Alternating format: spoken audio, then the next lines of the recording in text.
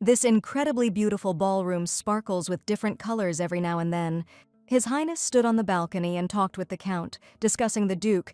The hostility he felt was audible in his voice.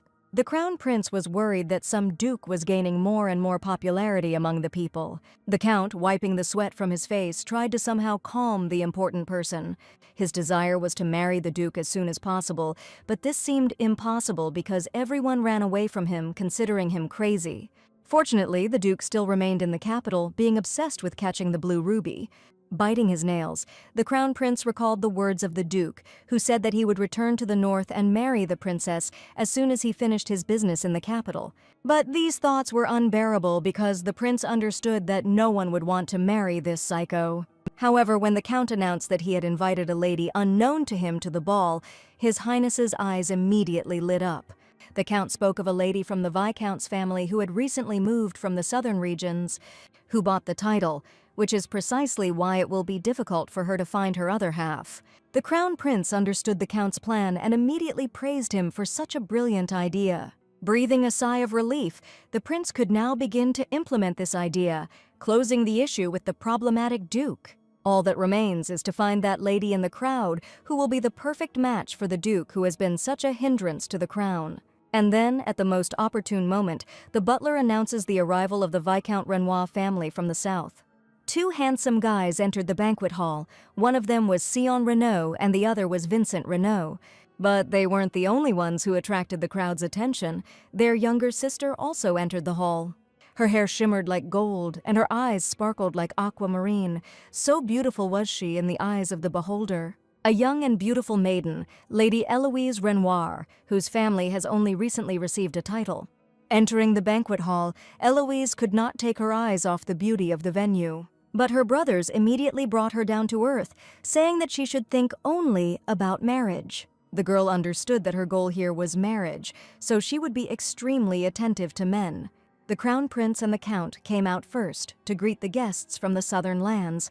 They were kind enough to welcome the new arrivals warmly, as they saw the point in it. Eloise, although she arrived only recently, has already managed to adapt to the new society. But the Crown Prince was interested in something, so he extended his hand to the lady who was ready to reciprocate. And he asked, with a slight smile, if the lady would like to join him, wanting to get to know her better. Although her older brother was not happy with such attention, Eloise happily accepted the prince's offer. The brother was so worried that he even refused to allow the prince to accompany his sister. But then Eloise's other brother intervened, stopping the elder one, giving the younger sister a chance to find a groom. Pushing her forward, he sent Eloise floating freely across the ballroom. So, having left the Count and the elder brother, they joyfully set off to conquer the vast expanses. The elder brother and heir of the family was not at all happy about this. This was clearly expressed on his face. Noticing this, the Count spoke out, not fearing to offend the heir of a family from the southern lands. The elder brother noted that it was quite dangerous here for counts from the countryside. Vincent justified this by saying that their little sister was very young and knew absolutely nothing about such celebrations. Seeing how the Count doubted his words, he still tried to insist on his own. When Eloise said that she still believed in heaven-sent love, it was indeed her sincere wish. This was alien to the Crown Prince because he grew up in conditions where marriage was political. But Eloise spoke of a love that was destined to happen, where the world is transformed in an instant and you understand that here it is, love at first sight. The prince did not understand what the girl was talking about, but Eloise insisted on her own. For your consideration, Eloise's theater of imagination, where the main character stumbles and begins to fall. The main character appears next to her at the most necessary moment and carefully supports her by her thin waist. "Are you okay?" he asks in a gentle voice, looking at the heroine's spark-storm madness. They look into each other's eyes and fall in love in an instant. This is love for the ages. And they lived happily ever after. Having given birth to many children, such was the idealization in the head of the young, although no longer quite young, Eloise.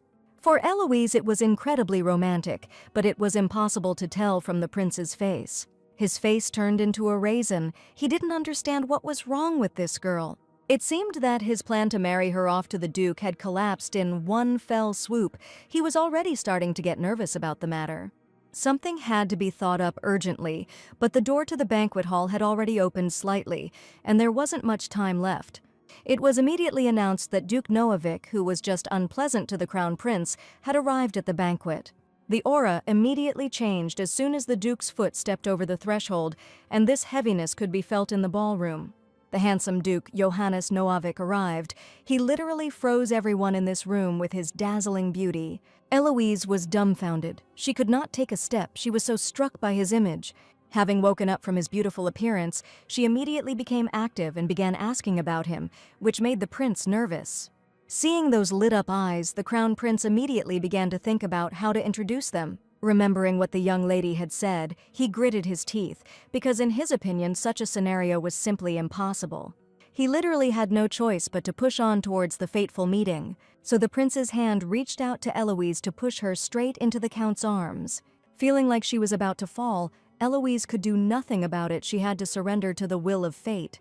She closed her eyes and braced herself for impact, not expecting anything good. But then, unexpectedly, by a twist of fate, her body seemed to feel lighter, because a hand reached out to her and caught Eloise. Without understanding what had happened, she opened her sky-blue eyes and began to look straight ahead. Opening them wide, she looked in surprise at the young master who had saved her from falling. It was Duke Johannes Noavik, a fateful meeting with a truly great love. She understood that this was the very love at first sight that she had dreamed about all her life.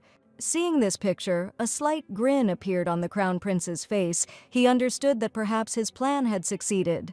Now he had a chance that his great plan to woo the Duke had every chance. He already thought that he had finally managed to get rid of this eunuch, who was only getting in his way. The Duchy of Noavik ruled over the entire north, and its most prominent duke was said to be Johannes Noavik.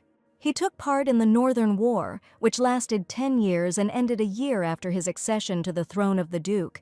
He ruled the battlefield like a god. No one could stop him. He was so strong and stern. However, soon all the ladies of high society began to reject him. They considered him crazy. In his office, there were pleas that begged him to act wisely, to withdraw the statement about castration of some guy because it would significantly damage the Duke's reputation. After all, the Duke is already avoided by all the noble ladies who know him as a cruel beast. But the Duke didn't care at all, because he was obsessed with catching the blue ruby. His assistant asked the Duke to be gentler, because if it weren't for this cruelty, Johannes would have been married long ago. Johannes didn't need love, he needed a lady who would agree to his terms. And if such a lady is found, he will consider her proposal and will not even think about it for long. The assistant could do nothing from this hopelessness. He began to tear his hair out. Thus, Duke Johannes Noavik became both a disappointment and a multitude of problems for Soviet society, and no lady dared to approach him, except for Eloise, who was completely unfamiliar with the Duke of Noavik's reputation. Seeing his beautiful appearance, she gasped with awe in her heart, so she imagined and created an incredible person out of him. Timidly, she began to move away from him, but the pain in her leg did not allow her to do so. It was difficult for her to move. During the fall, she twisted her ankle so she could no longer walk as usual. The Duke immediately showed concern, saying that the lady needed to see a doctor. He couldn't leave the lady in that state, so he asked if he should take her to her room. The smile on the crown prince's face grew wider and wider. Everything was going according to his plan. His laughter echoed throughout the entire area, although other noble people did not understand the reasons for his laughter. Eloise's brothers were talking to each other and did not suspect anything. They did not yet know what could await their sister. But then the older brother noticed how others were whispering behind his back, and he immediately didn't like it. It was about a lady from the countryside who encountered the Duke himself. They also talked about the Duke, who was known to everyone for his problem with the ladies. After all, he had an illegitimate child, which already spoke volumes, and we can't turn a blind eye to this. Hearing all this, Eloise's older brother could not remain calm. He wanted the best for his younger sister. All that was on his mind was how irresponsible Duke Johannes Noavik was. The ladies also spoke of the Duke's intention to make his wife a nanny, who would be banned in the north. In the elder brother's mind, it was simply unacceptable that his younger sister could marry this eunuch. But when the brother heard about the terrible marriage conditions, he immediately asked to tell about them in more detail. Vincent literally caught fire. He could not stay on the sidelines in such a situation. The room into which the Duke and Eloise went was so dimly lit that this created such an intimate atmosphere that Eloise was delighted with. The pain did not give her peace. She could not relax and fully enjoy such a fateful meeting. Having apologized, the Duke grabbed the glove and began to take it off, showing the utmost respect for the lady. Baring his arms, he took the lady by the ankle to examine her more closely and provide first aid. Eloise watched in awe as Duke Johannes Noavik courted her. When he bandaged her leg, she couldn't take her eyes off him. She saw him as her hero. Having finished treating the wound, the Duke raised his gaze to the lady and reported this. With enthusiasm and delight, Eloise thanked the Duke for his help. No one had ever cared for her like that before. Suddenly, the Duke turned to the lady, which took her by surprise, because she was completely lost in her thoughts. She reminded him of someone, so Johannes asked if they had met before. Looking down, Eloise decided to confess, because they had seen each other before. The Duke did not understand what the girl was talking about, so he asked her to remind him where exactly they had met.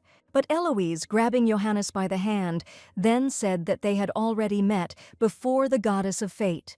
The Duke clearly did not expect such a turn of events, so he could not understand the lady. In the South, they say that it is the goddess of fate who chooses a person's soulmate, and Eloise firmly believed in this. But she never met her betrothed, so she was unhappy until now. Grabbing the Duke's hand, the girl was incredibly happy that she was finally able to meet her destiny. The Duke, of course, did not believe all this. Such words seemed like nonsense to him. The smile never left her face. You could feel how happy she was. Looking at the Duke, she admitted that she fell in love with him at first sight. To the sound of fireworks, she approached Johannes Noavik and proposed to marry her. At this time, Vincent was running around the ballroom looking for Eloise, worried about her. Knowing about the harsh conditions where the new Duchess of Noavik would receive nothing from the Duke, Vincent did not want his sister to end up in such conditions. The brother tried to stop Vincent, but he resisted because he had to find Eloise. He couldn't be calm, because suddenly they started talking about marriage, which already made him nervous. But the brother insisted on his own, because it would be Eloise's choice. They should not limit her. Vincent's hand began to shake. He was squeezing it so hard from anger, unable to cope with his emotions. Clutching his head, he could not believe that it would be better this way, because in his understanding of the world, this was simply unacceptable. Eloise, their dear sister, had already made her choice, so they should respect it. The Duke was so shocked that he could not express his face as he rose from his knees. Leaning on the back of the chair she was sitting on, he made the lady experience dubious emotions. There was fear in her eyes. She couldn't hide it. It was so obvious. The Duke looked at her so sternly, asking her again if she knew exactly what she wanted. This gloomy atmosphere spread throughout the room, frightening everyone around. The lady didn't know how to react to this. She found such behavior strange. Standing right in front of her and looking into her eyes, the Duke asked if the lady would regret her choice. Timidly and slowly, Eloise prepared to give Johannes an answer. She wanted to be honest with him. But then her face changed. She joyfully shouted, "No, this is her destiny." The Duke continued to insist on his own, asking if Eloise knew his name. Looking at the guy with loving eyes, the girl answered, "Mohannes," which surprised the Duke because his name was Johannes. The girl laughed and claimed that it would have been possible to find out about this after the wedding. Closing his eyes and sighing heavily, the man could not understand the thoughts in this lady's head. After this, he wondered if all Southerners married in this way, to which Eloise could not answer for sure. She explained that she was rushing things a little, so she had nothing against such a quick wedding. Looking at her, he did not ask her any questions because such a marriage was beneficial to him. Turning around, he decided to announce that he had no special demands on his future wife, which made Eloise indescribably happy. The Duke said that he had special conditions. Only in this way was he ready to marry the lady. The girl asked what the conditions were, and the Duke began to recite them at length. But then Eloise's brothers burst into the room, interrupting the Duke. Their faces were disconcerted. Vincent immediately grabbed his sister's hand, dragging her out of the room. Johannes, seeing this, asked who was in front of him, to which Eloise replied that they were her brothers. His empty gaze meant nothing. It was difficult to understand what was going on in Johannes's head. But he knew for sure that her brothers were already aware of all the terms of the deal. It was evident from their faces. So, as he left the room, he decided to ask the lady to contact him if she was satisfied with the terms of the deal. And if all the stars aligned, the wedding would take place in 3 days. Such haste amazed Eloise. The girl tried to stop Johannes, who was about to leave. But Johannes had no intention of stopping. He only asked the men to be careful with the lady, as she had injured her ankle. The brothers were amazed by such care from the stranger, because at first glance one could not say that he was so caring. Although he only wanted their wedding not to be postponed due to injury, the Duke expressed coldly. So, leaving Eloise and her family members alone in the room, he left her. Now everything depends on her. The girl explained to Vincent that there was no other choice, so she had to accept the Duke's conditions. 3 days later, the bells rang in the small church, informing all the people that a wedding was taking place there. Standing in front of each other, they were still clarifying the terms, because Johannes did not want any misunderstandings. But Eloise was even happy with such conditions, because she would immediately have both a husband and a son. She was also glad that Johannes was a eunuch, one less task, conveniently. Johannes asked if her brothers agreed to these conditions, to which the girl answered positively because it was her wedding. On the other hand, she was afraid that it would be the Duke who would oppose their wedding. But the Duke's cold gaze said otherwise, because it was their wedding that would allow the North to free itself from the control of the crown. This man was not as naive as Eloise to fall in love at first sight. He claimed that he was doing it only because of this necessity. With a pink blush on her cheeks, Eloise hoped that maybe something could work out for them after all. But the Duke continued to talk about how he had never loved anyone. While placing the ring on her finger, he also claimed that if Eloise wanted a divorce, he would immediately agree to it. It's pretty cruel to hear something like that from your betrothed on your wedding day. Eloise didn't know how to react to this. But then the Holy Father interrupted the dialogue between the newlyweds, asking them one last question. He wanted to know what Duke Johannes Noavik really wanted from his betrothed. His empty gaze said nothing, but he decided to answer differently so that she would always be there. If this was truly true love, he wanted nothing more than for her to always be by his side. The Holy Father asked the same question to Lady Eloise. The girl gave an answer, honesty, because that was what was most difficult for her. Having listened to both sides, the Holy Father thanked them for their answers, and now they appear before each other, and the Lord God as husband and wife.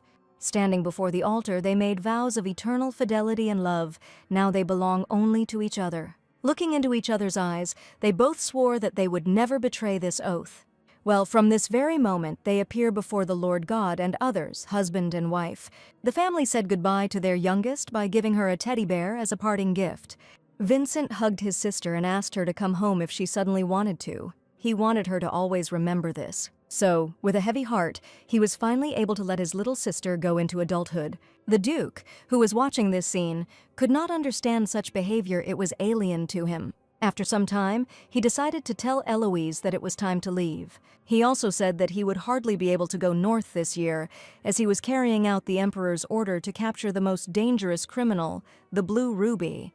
With her head down, Eloise could not believe that the Duke had infiltrated such a dangerous matter. Making the face of a lady in love, she spoke about how she would wait for him. Seeing such a picture, the Duke could not believe it. It killed him morally. Exhaling heavily, he announced that it was time for the lady to set off on her journey. Now she had to get to the Duchy of Noavik.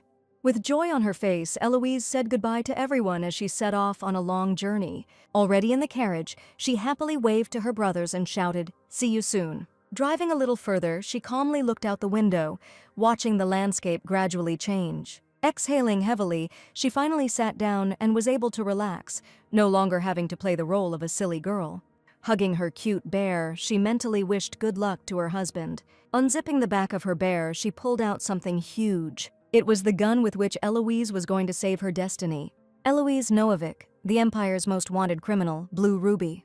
Blue Ruby, the only one who is on the wanted list as a particularly dangerous criminal of the Beliana's empire. Blue Ruby, a key member of the Ace Group, the largest criminal organization and the most famous hunter of evil spirits. Evil spirits are creatures that terrorize the empire. They appear out of nowhere and take the lives of innocent people.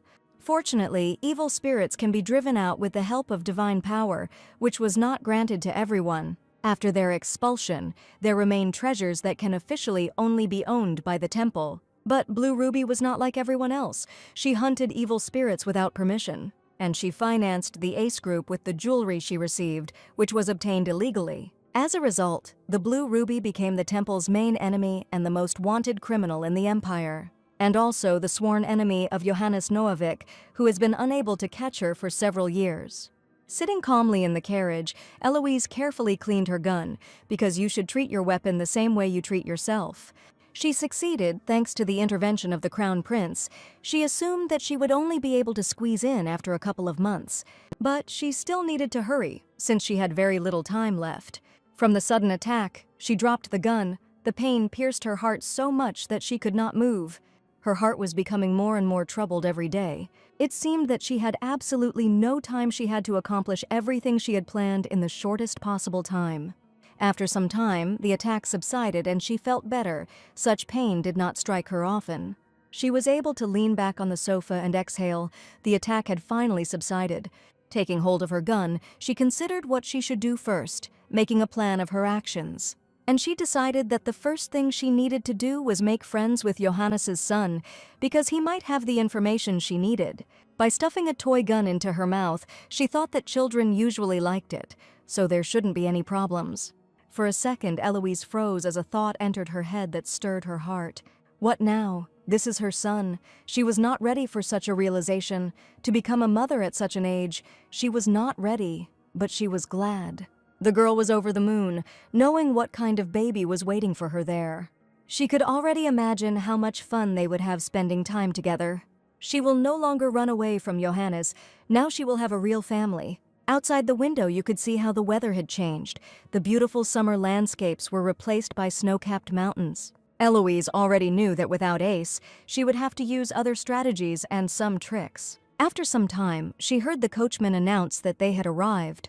Well, the time has come. Now Eloise is facing a completely different life, and she needs to be ready for it.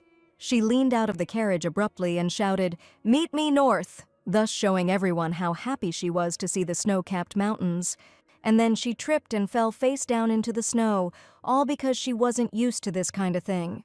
The coachman asked if everything was okay, since such behavior from the ladies was unusual for him. A huge castle, covered in snow and surrounded by a blizzard, greeted her. Coming closer to the palace, she knocked on the huge gates of the castle, wanting to get inside as quickly as possible. It seemed like no one had met her at all, not the warmest welcome. Since the corridors were empty and there were no servants at the entrance, it seemed as if no one lived in this castle at all. Hearing the sound, someone's hand jerked sharply, causing the broom to break. This servant's strength was immeasurable. So the butler and the head maid understood that the mistress had arrived. Now they needed to meet her. The butler never thought that he would live to see the day when a mistress would appear in this estate. As they went down to the new owner, they already imagined what an outstanding person she was. All their thoughts were only about this, because the master could not choose a stupid woman. But all their ideas were destroyed when they saw a small, shaking lump in front of them. In front of them was a small hamster, who was asking to be taken in. They clearly didn't expect this. The butler turned to the lady as if wanting to make sure once again that this was the right place for this lady. Holding a letter from the Duke, Eloise Noavik introduced herself to new people. The butler and the head maid turned their backs to her to converse briefly among themselves. They doubted it so much that they could not believe that the Duke was talking about her, but the letter in their hands said otherwise. Under these circumstances, they won't have to do anything, but they can't relax. Even if the enemy is weak, the approach cannot be changed. This is the strategy of the Northerners. They could not entrust the young master to such a suspicious person. From that very day on, they decided that they would keep a close eye on the Duchess. Eloise didn't understand anything and didn't even imagine what might await her. There was a fire in an abandoned warehouse a few months ago, and it all looked suspicious. The investigation revealed that someone had deliberately blown it up, and the Duke already had suspects. The Duke was informed that this was not quite an ordinary warehouse, as there were traces of precious stones. He already understood. While lifting the fabric from the rubble, the Duke wanted to find out whose handiwork it was. He needed to make sure of it. Based on the external features of the bodies and the origins of the jewelry, here, Johannes already knew the answer, because he had been chasing members of this gang for a long time. And apparently this is where the base of the Ace criminal group was. The Duke also ordered the bodies to be examined to see if any of the dead contained a blue ruby. and the power of the temple could help them with this. Having given the order, the Duke stood in the rain for a little while longer. It also became known that the investigation into Madame Eloise has been completed, from which it became known that the lady really did meet the Crown Prince for the first time at that ball.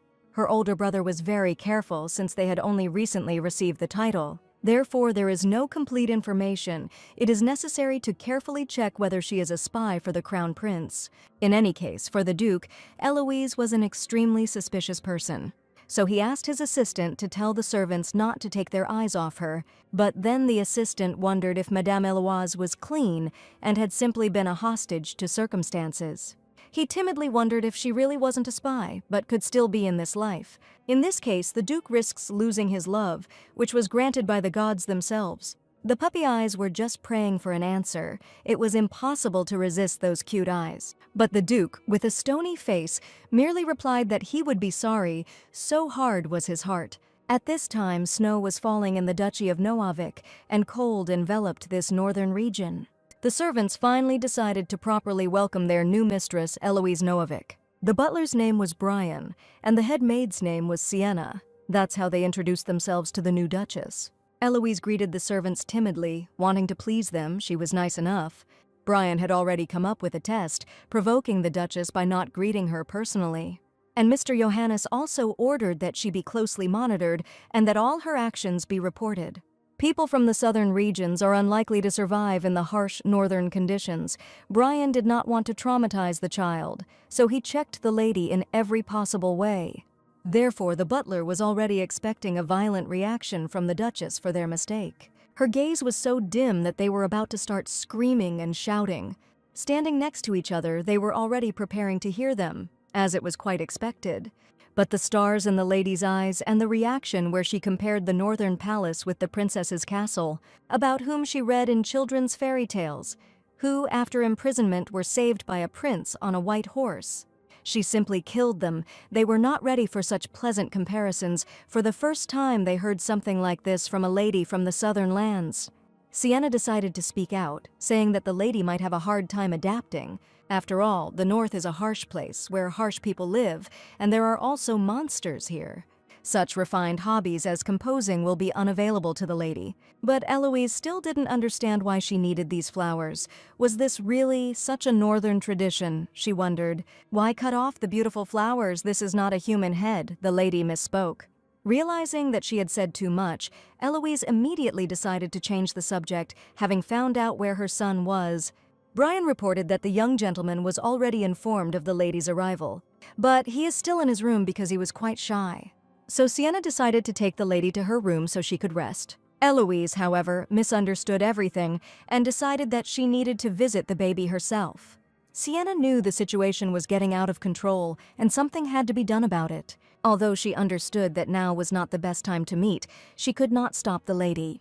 Thus, after some time, they found themselves near the young master's room. I'll have to fulfill her request. I can't just brush the lady off. Eloise was looking forward to meeting her son, who she thought was very cute. The butler knocked on the door, asking if they could come in, saying that the lady wanted to meet him. The door opened, and a small foot was already appearing near the threshold, as the child wanted to know why there was a knock on his door. A little boy named Leo asked if someone had come, since he wasn't expecting anyone. Although Eloise had already imagined her first meeting with the young gentleman, she did not expect it. That he is such a cute little baby who still sucks his thumb. Eloise's imagination theater, my son, you've been waiting for me, let's play, we'll have incredible fun together. In her head, they were having an incredibly happy time, enjoying each other. Needing to make a good impression, Eloise began with a warm introduction. But the kid was clearly not in a positive mood, so he immediately called Biden.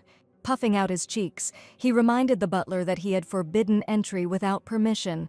In one moment, all of Eloise's fantasies were destroyed. She didn't expect anything like that. Realizing that things were not going according to her plan, she didn't know how to fix the situation. That's why she immediately decided to apologize, but the kid immediately told her that he was busy at the moment and didn't intend to get to know her. Then she decided to offer to have dinner together, to which the baby also refused. The servants watched as the mistress tried to establish a relationship with the young master. They already knew that Leo was not an ordinary child because he was the direct heir to the Duchy of Noevik. Eloise was completely disappointed at how quickly she was rejected. She suggested that perhaps Leo the Snow Bunny was sick and needed to be treated as soon as possible. The young gentleman did not understand what this crazy woman was saying. She had poured out too many of her fantasies on him. Charged with positive energy, Eloise realized that it was better not to disturb Leo now. She also prepared something for the occasion of meeting, so she went to her bags. The wooden sword became a small gift for Leo, which he was happy about, although he didn't want to show it. Kneeling down, Eloise hoped that the gift was to the young master's taste. But Leo decided to show that he didn't like this gift. He didn't need such toys. Eloise saw that her gift was liked after all. Perhaps the boy was just shy. And when she said that this was the first gift for her son, the boy's eyes became empty. Leo didn't seem so friendly anymore. He wanted to say what was on his mind. He waved his hand sharply and threw his sword aside, demonstratively showing his emotions. He asked Eloise not to pretend to be so friendly, because it was all a lie and a pretense. He felt uncomfortable about this, which made Eloise realize that something was wrong, and she was finally able to see his desires. Sitting alone in the dining room, she thought about how she had never managed to make friends with the boy. It is immediately obvious that he is the son of Johannes. Just as daring and stern, the apple does not fall far from the tree. But still, even though Leo was like that, he was also an incredibly sweet boy. While Eloise was imagining what a sweet and wonderful boy Leo was, the butler approached her. Dinner was ready, so it was time to eat, although the cook didn't look particularly happy. Brian was up to something suspicious again, another test for Eloise. Northern dishes are criticized all over the world, so Brian was already expecting the noble lady's reaction. It's just a pity for Chef Carl, who will find himself in the thick of things and will probably be severely punished. No matter how quickly she adapts, it is impossible to get used to northern food. And so, Eloise was already taking a juicy piece of meat into her mouth, and Brian was waiting for a reaction. With a pink blush on her cheeks, Eloise began to eat her food with pleasure. Brian was already thinking about how he would console Carl after such dishes, because due to his fault the chef would receive a reprimand and maybe even punishment.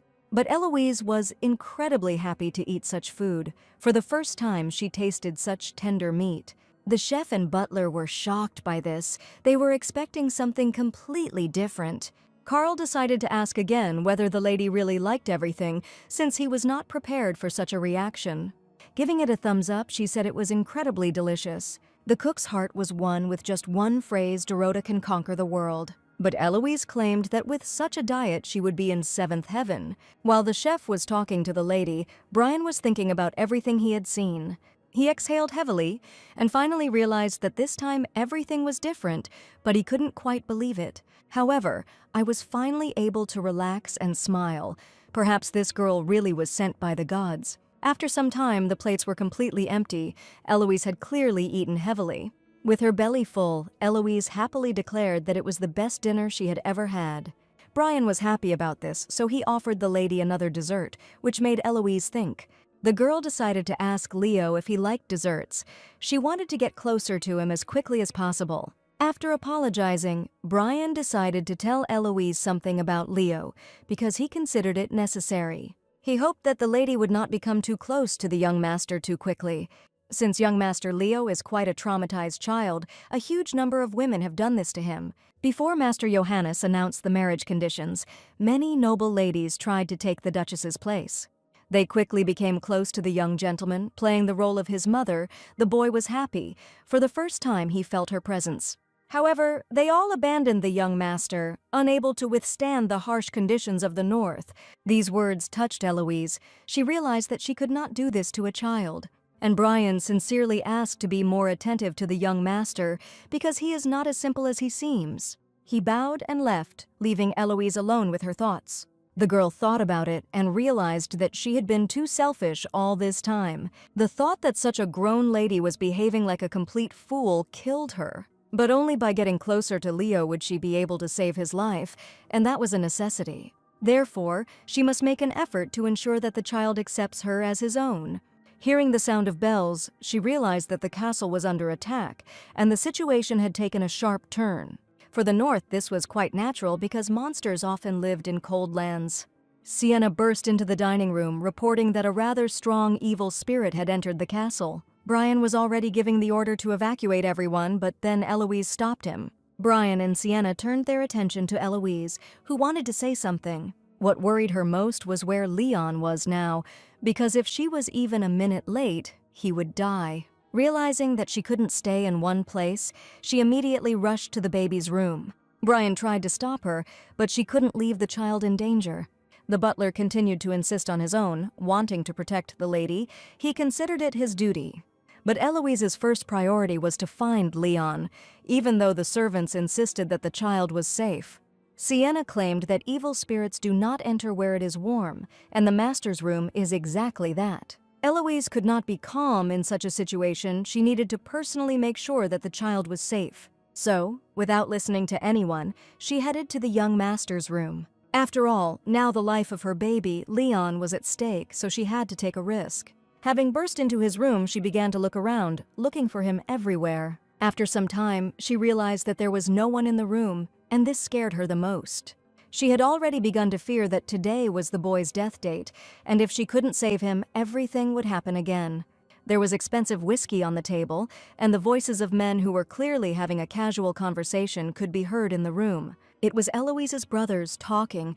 They were all wondering what she was doing now. Vincent noted that she most likely enjoys every little thing, like a child. But his gaze was somehow restless, as if something was bothering him. He wondered if Eloise would be able to return alive. It worried him greatly. Well, the guy was sure that it couldn't be any other way. It was her, and besides, Eloise is the leader of the Ace Gang. And also she knows the future, so she simply has to cope in order to save her life. But they still can't believe that she was able to go back in time, even for 6 months.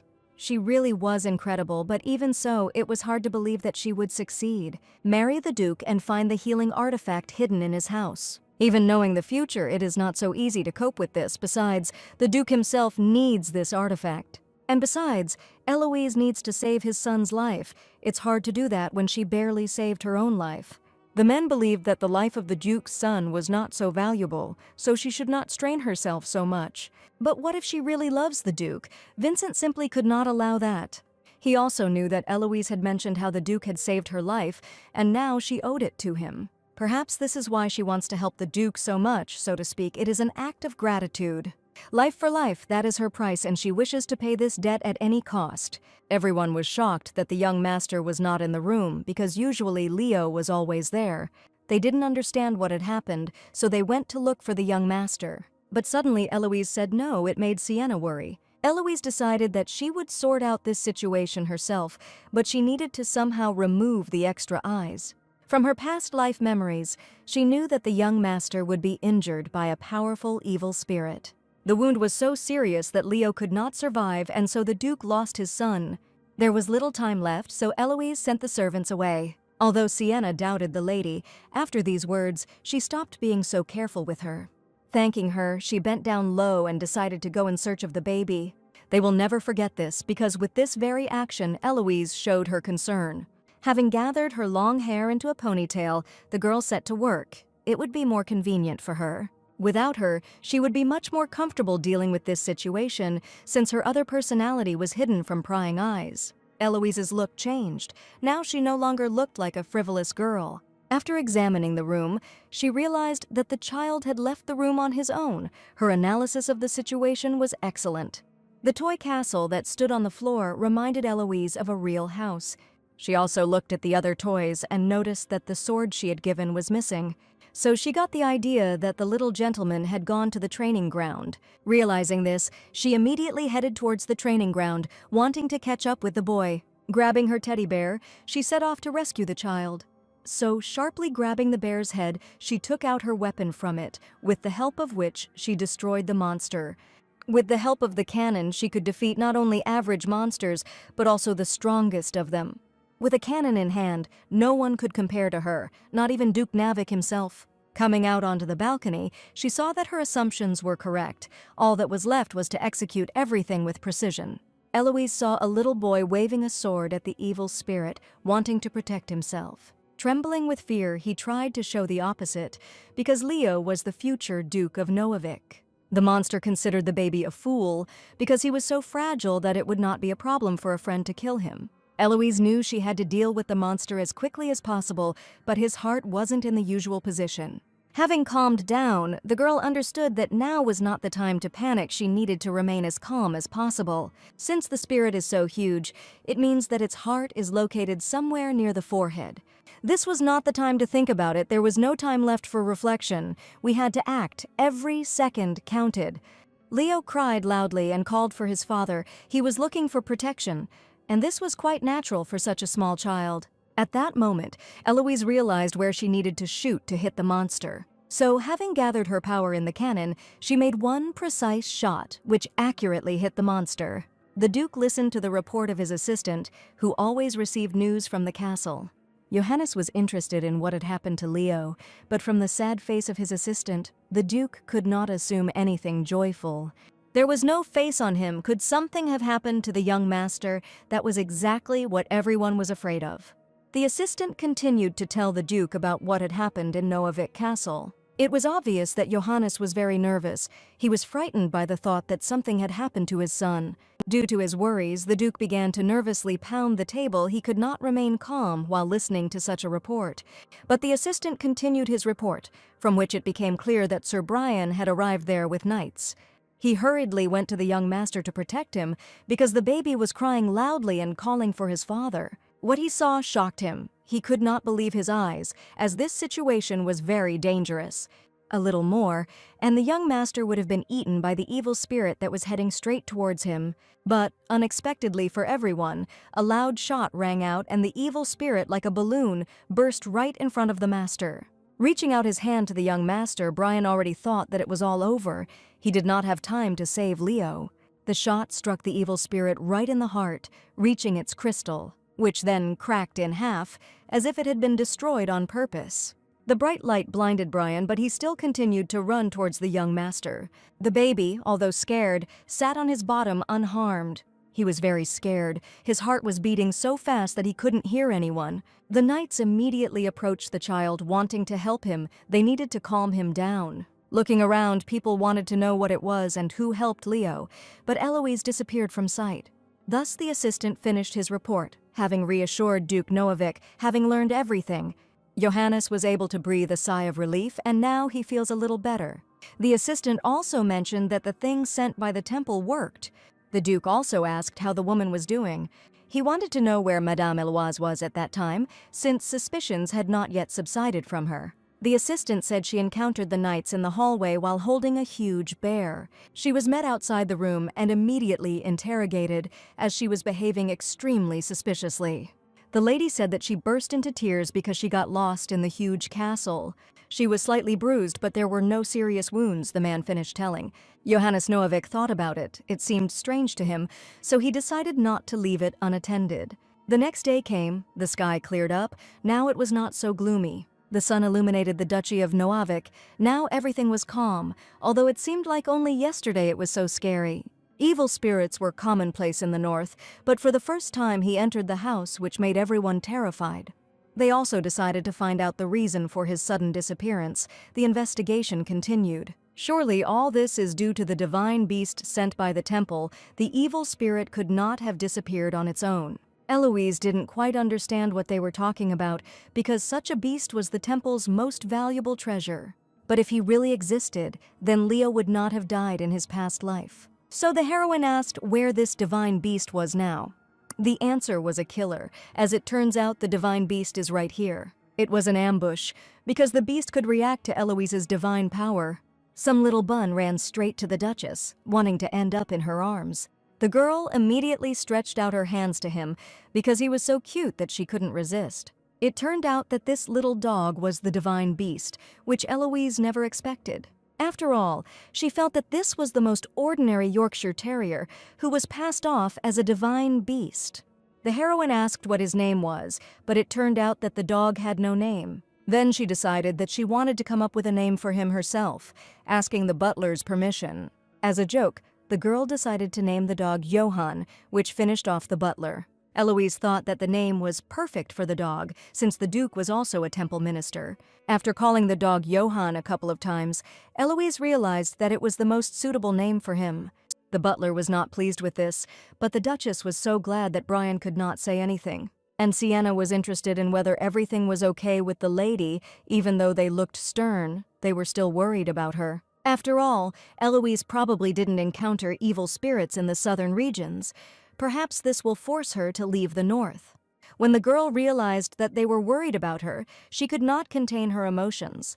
But this only frightened the maid, who was clearly not prepared for such a reaction. Whispering to Brian, Sienna claimed that the lady was crazy. As they continued to whisper, the baby stared at Madame Eloise, on which a bird sat, which showed her bright nature because animals are drawn to kind people.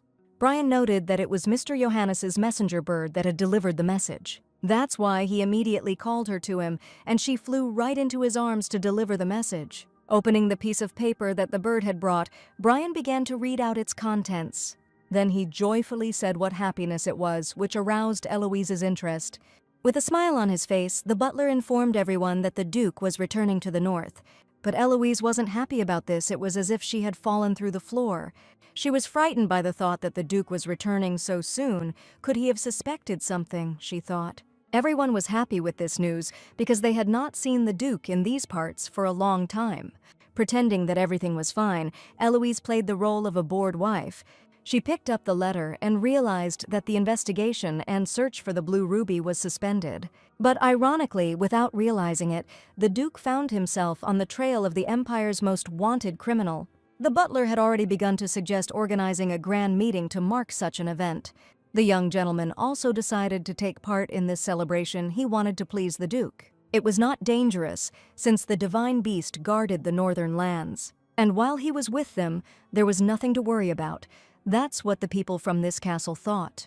Eloise laughed slightly and agreed with this. She simply had no other choice. She also began to think about how to make friends with the boy before Johannes arrived. But she understood that it wouldn't be that easy for her, because the boy had been deeply traumatized by past women. Now she didn't even understand how she could get closer to him. It seemed literally impossible. She noticed the boy staring at the dog, and this interest made her think. At that moment, she had an idea with which she could become friends with Leo. Although it looks quite scary, Eloise is actually not that scary. The northern lands were surrounded by mountains that were completely covered in snow, and this was what made up the main landscapes.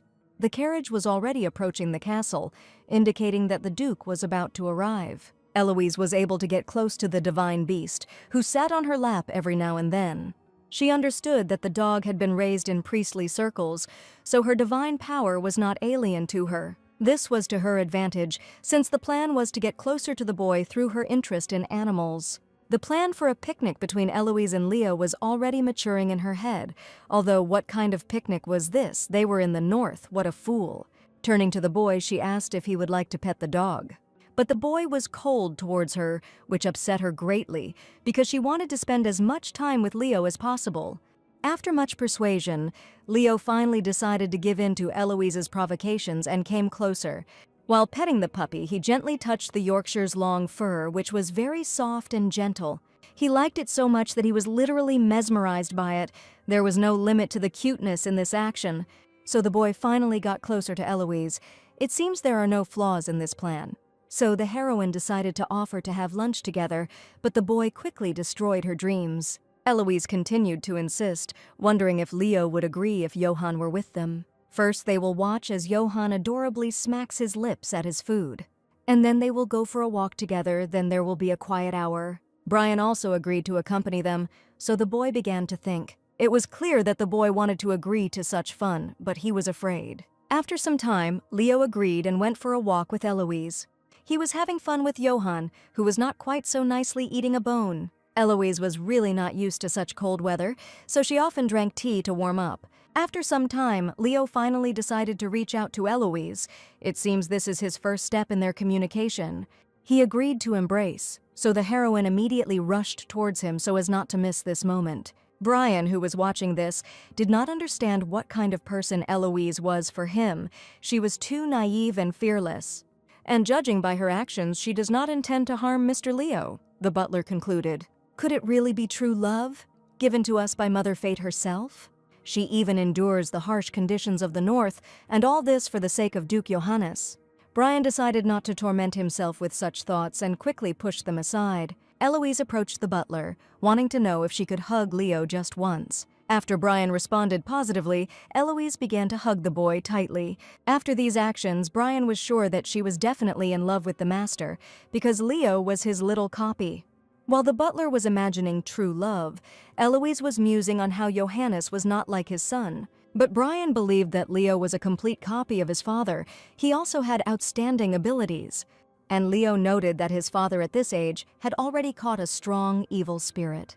Eloise was struck by this, as she did not know the story about it, and prepared to listen attentively. Although everyone in the Duchy of Noavik knew about this, they could not talk about it with a smile on their face. Brian didn't know how to talk about it, and Eloise felt there was something terrible about it. For a 7-year-old child, hunting alone in the winter forest was incredibly dangerous. It's like signing a death warrant. The victory over that monster brought glory to the master, but he was on the brink of real disaster. The gentleman will never tell about what happened after this incident. He became intractable. Brian spoke about this in a languid voice, as if he regretted that he could not prevent something like this. After defeating the strongest evil spirit, Johannes attracted the attention of the entire country. This was the only thing that made Brian incredibly happy. Pride for his master did not allow him to calm down. The situation was so exceptional that the temple did not dare to take the time stone at that time. Hearing this, Eloise knew what she needed to look for, because Brian said that the time stone was kept in the duchy. Her heart fluttered. Finally, she found a clue with which she could save her life. After all, this was the only thing that could save her life. She couldn't miss her chance. Duke Johannes's knights stopped to rest and feed their horses. Johannes, waving his sword, reasoned that despite the fact that an evil spirit had appeared, that woman didn't even run away, which amazed and puzzled him incredibly. The assistant claimed that the lady most likely had a high sense of duty, but the Duke suspected that a spy in the north would indeed have it easy. This offended the assistant a little, because all he did was protect the lady. The north was indeed a place for people with good temperament, so it is not surprising why many avoid it. All the people in the north have trained bodies, so it is not surprising why they are so strong. But the assistant continued to insist that true love exists. The Duke didn't believe it. He thought it would be ironic if Eloise ended up running away. The assistant believed that her escape would be a heavy blow for the Duke. Seeing Johannes's face, he didn't think so. Such a naive and stupid girl couldn't touch his heart. Such a weak woman could not be a spy. Sooner or later she would run away, Johannes believed. But he wanted it to happen as soon as possible. Remembering her face and words about love at first sight, it only caused a headache that the Duke did not want to think about. He also asked if Eloise could ride a horse, to which the assistant replied briefly he doesn't know how. This added even more headache to the Duke, because now he would have to take care of it himself. Taking the reins in his hand, he thought that Eloise would only cause problems. So he decided that he needed to speed up, and mounting his horse, Johannes gave the order to set off. So, decisively and confidently, he set off for his lands, and also decided to give the order not to stop until arriving north. During this time, Eloise continued to be interested in the time stone. Brian understood that since the lady was from the south, it was unlikely that she had a good understanding of evil spirits. There are evil spirits, low and high levels. And there are also the strongest, the most powerful. Some of them own the time stone. They say that with its help you can control time, which is what Eloise needed. Holding her hand over her heart, she knew she simply needed this. And Duke Johannes got his hands on one of these stones at the age of 7. Eloise continued to play the role of the ignorant noblewoman and praised the Duke for his feat. She was so amazed that the Duke was able to obtain such a jewel. And Leo claimed that he wanted to become like his father. He said that he would fight the evil spirit and put all the jewels in the treasure room. Here's the first clue, the treasure room. Perhaps this is where the time stone is kept. But only a direct descendant of the Noavik family can enter there. Eloise asked if she could go in there, but Brian couldn't answer for sure. Therefore, he suggested clarifying this with the Duke, which the heroine did not quite like. And Brian also scolded Leo because he is forbidden to fight evil spirits. He reminded the boy again and again about the evil spirit that had attacked the young master a couple of days ago. Leo is only 5 years old, too early to fight evil spirits. The baby began to cry because he just wanted to please the Duke with his feet. These words touched Eloise so much that she could not remain aloof. Brian continued to scold the boy for wanting to please his father. But Eloise approached the baby and decided to offer him to please Johannes together. This warm look and kind smile made the baby believe the woman's words. Even though he didn't want to get close to her, it was clear he wanted to try. Eloise began to speculate about what Duke Noavik might really like. But Leo claimed that there was nothing better than the time stone. Holding out her arms to the baby, Eloise insisted that there was something the Duke loved more than anything else. And this was Leo Noavik, the best kid in the Empire. She said that the baby should make something with his own hands, something that does not exist in this world. But the little boy didn't know if he could do it. He had never done anything with his own hands. That's why Eloise said they could do it together. The little boy even knew how to fix the snow bunny's ears, so Eloise was confident that they would succeed. It was the first time Brian had seen something like this. He couldn't believe his eyes. Leo suggested that he wanted to make a bridge called Odeni, which is the geographical name for the north. Suddenly, Johann started to behave very aggressively. He did not stop barking. In the distance, the baby noticed something huge and scary, something that made him feel terrified. Seeing Leo shaking, Eloise hugged him and asked what was wrong. Suddenly, the whole atmosphere became heavier. It was impossible to breathe. Everything around went dark. Everyone around started screaming to run as something incredibly dangerous was approaching. As Eloise hugged Leo, she still didn't fully understand what she was about to face. Having mounted their horses, they rode as fast as they could just to make it to the Noavik estate.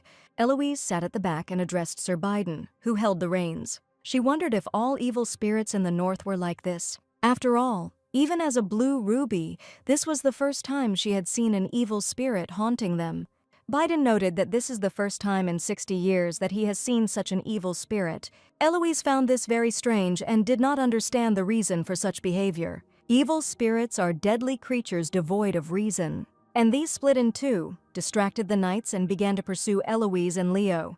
Because of this, the heroine got the feeling that the evil spirits had some kind of goal. The sun was already setting, and therefore the situation became more complicated because night for evil spirits was like day for people. Biden began to get nervous as he noticed the horse was slowing down. They found themselves in a truly difficult situation in which it was difficult to find themselves without casualties. The butler began to consider all the options to save both the lady and Leo. The boy felt this oppressive atmosphere and began to cry loudly, calling for the Duke. Eloise knew she had no choice but to do one thing, because she wanted to save Leo's life. Old memories that had been sealed within her for a long time awakened. She remembered what she had hidden inside herself for so long. As a child, she, like Leo, tearfully asked for help. So tearful that in the end, she had to fight for her life on her own. So, gathering all her willpower and determination, she took a deep breath. Leo felt like something was about to happen. For Eloise held the boy's hand tenderly as no one had ever held it before. For the last time, she decided to smile at him, looking at him as if he were her son. She promised him that everything would be fine, but the boy still did not fully understand what the woman wanted to do. And Eloise decided to turn to Biden, wanting to ask a question. The butler did not understand why Eloise decided to ask some questions now. The girl asked if the butler knew that the child's protection should be his top priority. Hearing a positive answer, Eloise let go of her hand, wanting to buy them time. Look forward and don't stop, that's what she decided to tell them at last. The boy didn't expect this. He couldn't believe his eyes. Could it be that someone decided to sacrifice themselves for him? And Eloise looked at the boy with a smile until the very end. Brian knew he couldn't stop, so after apologizing to Eloise, he continued saving the young master. Looking at this, Leo couldn't stop crying. He didn't want anyone to die because of him. So they left Eloise alone. The atmosphere became even heavier, and the sun disappeared completely. Having fallen from a horse, the heroine injured her leg, so she could not get up. Feeling pain in her leg, she didn't know what to do next. She couldn't move. All she could do was watch as the evil spirits approached. The situation became problematic, and she did not know how to survive. Left alone with death, it seemed she had no chance. Taking hold of the hidden sword, she knew she had to attack as quickly as possible. But the demon behaved somehow strangely. The deviant behavior frightened Eloise. She didn't understand why the evil spirit didn't attack her. Did they really have consciousness? Holding a dagger in her hands, she decided not to let the spirit escape and attacked first. Standing right in front of him, she screamed that she was his opponent. These words seemed like a provocation to the evil spirit, so he immediately turned his attention to the girl. Brian and Leo were already quite far away. It seemed they could finally breathe a sigh of relief. He asked the crying boy to hold on as tightly as possible. After all, this is exactly what Madame Eloise wanted, Brian claimed. His gaze was filled with emptiness and regret, but he couldn't show it to the young master. Suddenly, in the distance, he noticed something that could help them in this situation. Therefore, he calmed the boy down, asking him not to cry anymore. After all, the Knights of the Duchy of Noavik were already approaching, which meant that the lady would be safe. The evil spirit had no intention of giving in to the weak girl, and he confidently continued his series of blows, which Eloise avoided with difficulty. It was obvious how difficult it was for her. But his next attack was so strong that Eloise herself became frightened. Suddenly, someone grabbed her by the waist and pulled her towards him. It was Duke Noavik who saved Eloise from certain death. He also destroyed the heart of the evil spirit, thereby defeating it. Thus Eloise was saved. Now she could be calm about her life. But a huge explosion resounded throughout the area and a sweeping wave struck with a blow. Even so, Eloise managed to survive and was now in the Duke's arms. Looking at the girl, Johannes Noavik addressed her. Looking at her, he couldn't understand what was going on in Eloise's head. For him, she was truly an unpredictable woman. Eloise was so shocked that at first she couldn't utter a word, and then she screamed throughout the entire area. "Duke," she was so surprised. Johannes noticed that Eloise had a dagger in her hands. Did she really want to defeat the evil spirit with such a weapon? And she also immediately turned her attention to the wounds of his wife, whom he had saved from certain death. He saw how hard it was for her, but he didn't react to it strongly. Johannes asked her not to move, and at these words Eloise raised her gaze to the Duke. She was amazed at the confidence with which the Duke walked forward. It seemed that now she was the one who could not understand what was on this man's mind. But the words that she would only get in the way touched her delicate blue ruby nature. This time she decided to see how good he was. It was unclear who was the evil spirit in this situation, the Duke or the monster that stood in front of him. With one precise blow, he struck the evil spirit, breaking his stone. Everything before the eyes of the evil spirit collapsed, cracked like glass. Having scattered to the sides, the evil spirit will no longer be able to bother anyone. Eloise, the blue ruby, froze from such a fight. She did not expect the Duke to be so good. It seemed that this power made her really fall in love with him. Looking at him, she was able to admit that perhaps she really shouldn't have gotten in his way. Suddenly she heard strange sounds, so she turned her head to the side. She saw a pack of wolves that had already surrounded them and were ready to attack. Eloise didn't even realize how dangerous the situation could be. There were too many of them, and she didn't know how to deal with them. Fear filled her eyes.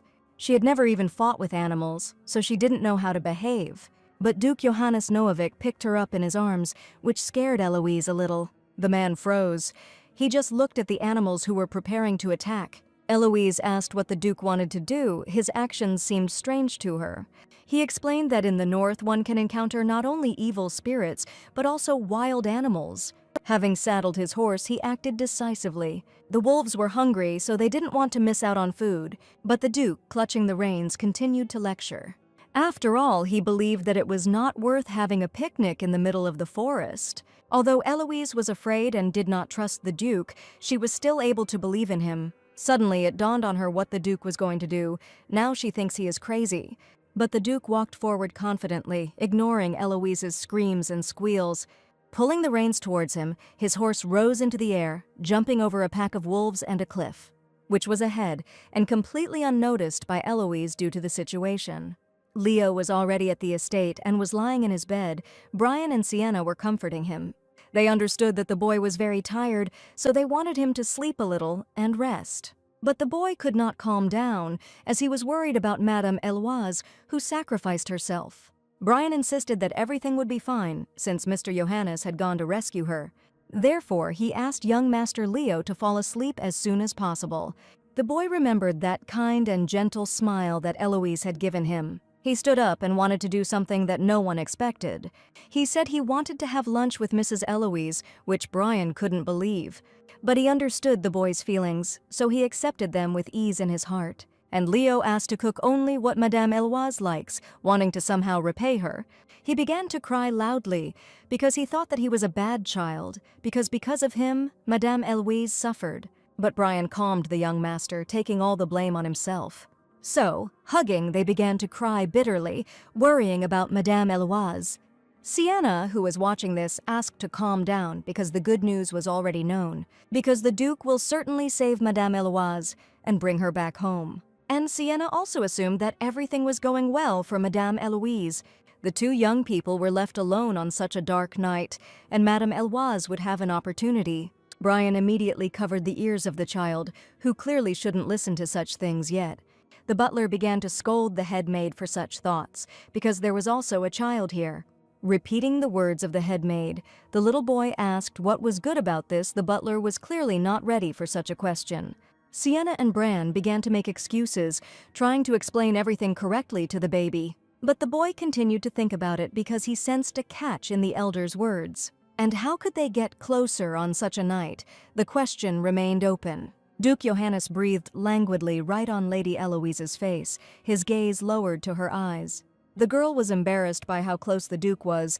She did not understand what the man wanted from her. Taking a deep breath, Eloise shouted to the whole neighborhood how great it was. Jumping off a cliff, she experienced such adrenaline for the first time in her life. While she was describing her feelings and emotions, she asked to take her for a ride like that again.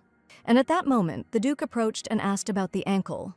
But they were so close that they themselves did not expect it to be like this. Under the light of the moon, they were alone in the forest on this dark night, enjoying this time.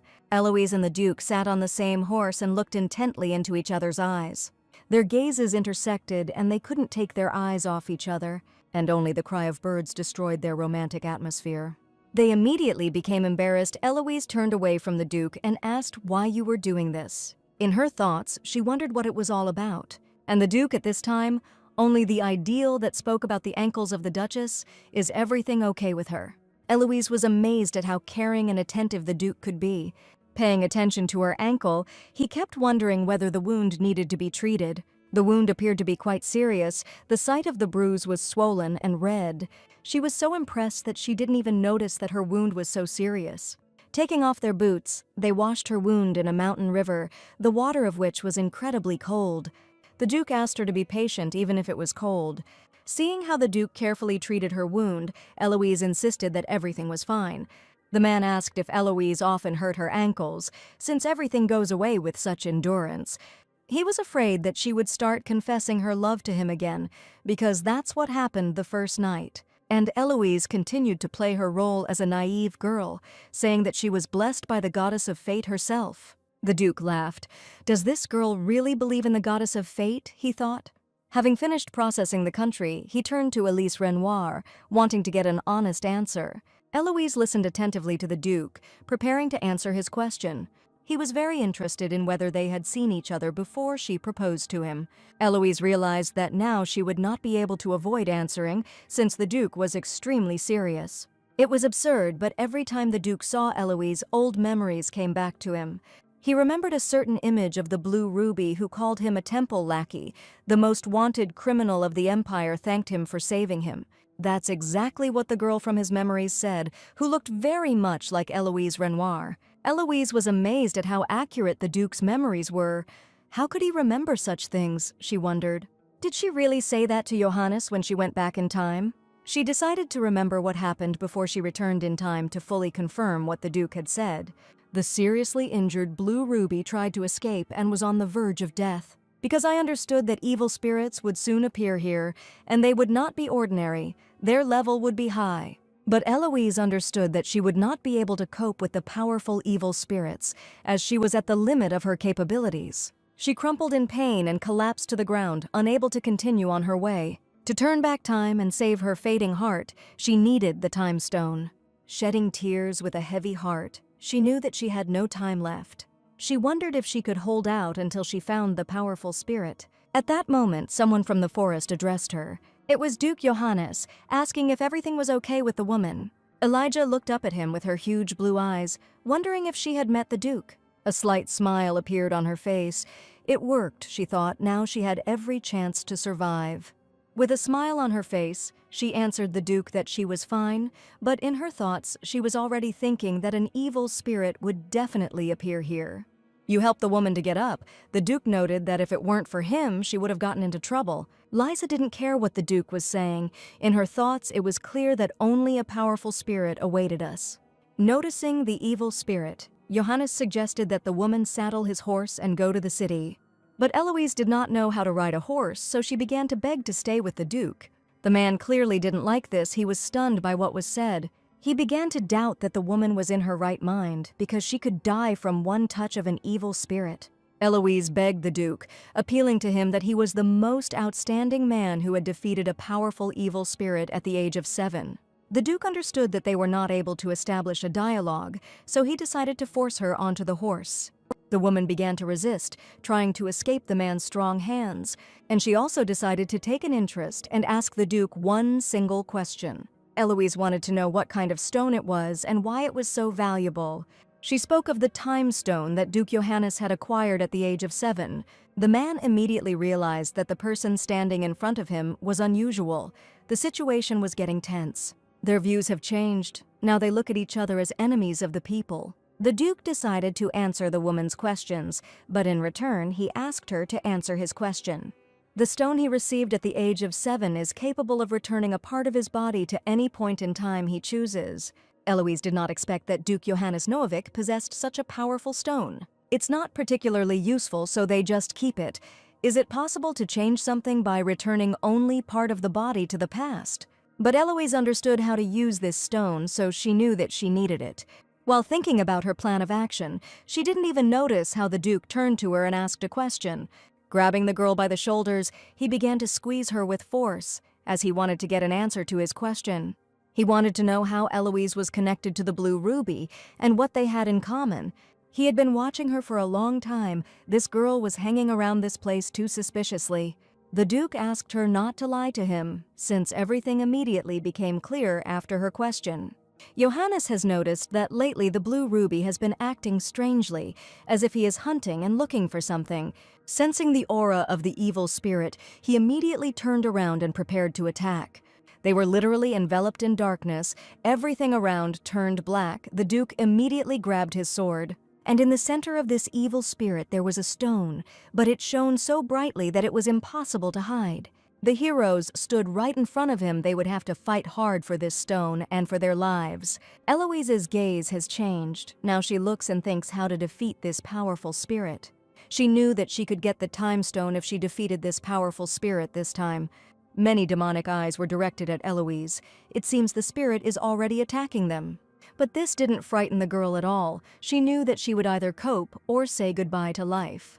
The Duke didn't think long, so he grabbed Eloise by the shoulders and pulled her aside. The giant hand literally slapped the ground, thus attacking the heroes. Eloise was shocked. She didn't think the attack would be so strong, so she wasn't prepared for it. The Duke who saved her asked her not to step away from him, so they had a chance to survive. Johannes had his own plans for Eloise. He wanted to find out everything about her when they both returned alive. The girl understood that being enveloped in the dark aura of the evil spirit, she would not be able to escape. But the only thing that was on Eloise's mind was that the Duke saved her. She could never have imagined that Johannes, who had been chasing her all his life, would help her survive.